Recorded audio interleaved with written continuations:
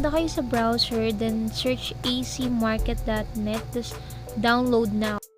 File, then downloads, then hanapin nyo yung acmarket.apk, then install.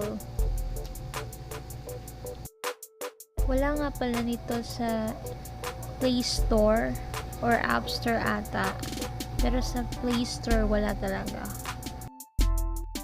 Click open. Ayan, okay. Allow. And then, search nyo KINEMASTER or KINEMASTER. Ewan ko kung anong tama. And select version. Kung ayaw nung isa, yung isa naman, then sa hanggang sa gumana. Ayan, subukan natin yung luma na KINEMASTER.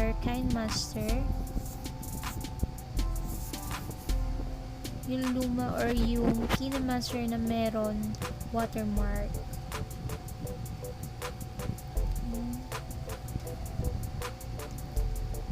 Mag-select tayo ng 16.9,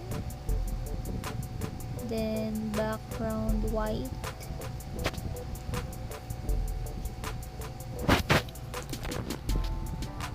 Ayun, sa upper right meron KINEMASTER, KINEMASTER. Uninstall natin para hindi maapektuhan yung install natin mamaya. Yan. Dito na tayo sa acmaster. Yan, select version.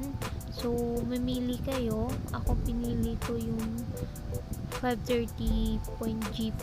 Then install. Download is started. Ayan.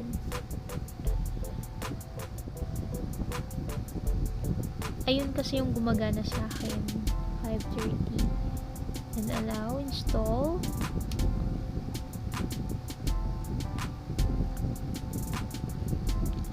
Then allow.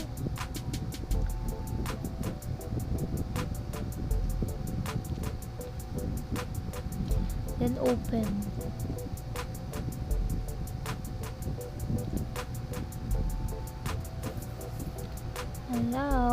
Allow. Sobrang dali lang nito. Ayan, gagawa tayo ng video. Select natin yung background. White ata or gray. Ayan, wala na.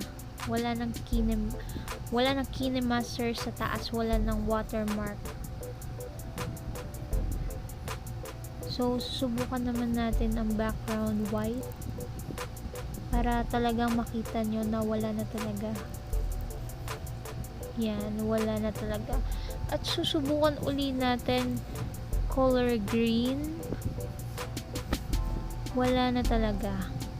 So, and sana may natutunan kayo sa akin. At i-comment nyo sa baba kung meron kayo naging problem. I-click lang ang subscribe button and bell notification para sa mga susunod kong video.